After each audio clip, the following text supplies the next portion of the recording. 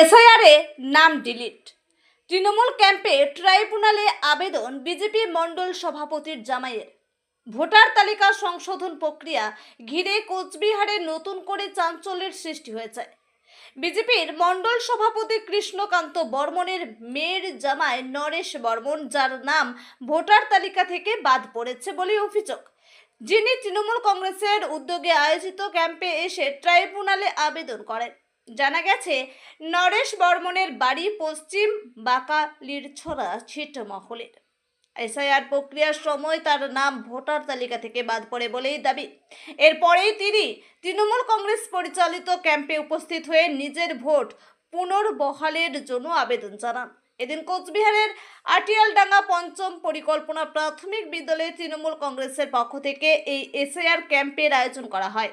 দলীয় প্রার্থী উদয়ন গুহর নির্দেশে এই ক্যাম্প অনুষ্ঠিত হয়েছে বলে জানানো হয়।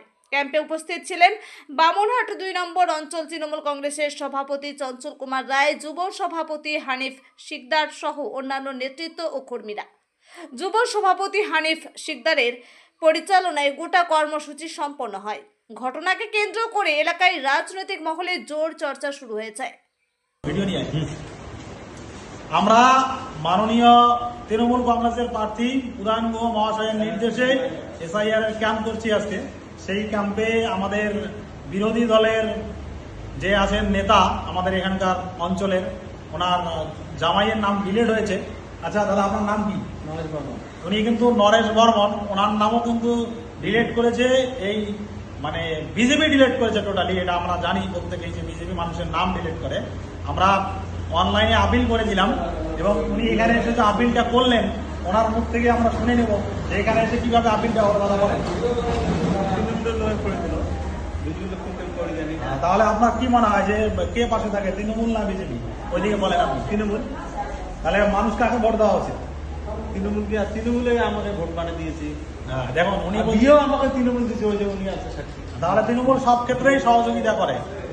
ভোটের নাম তুলে দেওয়া থেকে শুরু করে অনলাইনে এই যে ট্রাইব্যুনালে আপিল করা, সেটা আমাদের ক্যাম্প চলছে। তার উদাহরণ হচ্ছে উনি আমাদের অঞ্চলের যিনি একদম বিজেপির সক্রিয় কর্মী, ওনার কিন্তু ওনার অঞ্চল সভাপতি বিজেপির যিনি আছেন, ওনার কিন্তু উনি জামাই হয়। তাহলে এটা থেকে বোঝা যায় তৃণমূল কংগ্রেস মানুষের পাশে থাকে। তাই আগামী 23শে এপ্রিল তৃণমূল কংগ্রেসের প্রার্থী মাননীয় উদয়ন গুহকে জোড়া ফুলের চিহ্নে ভোট দিয়ে মমতা ব্যানার্জির হাতকে শক্তিশালী করুন এবং সাধারণ মানুষের যে ভোটার কার্ড ডিলিট করেছে বিজেপি, সেটার একটা প্রতিরোধ করে তুলুন।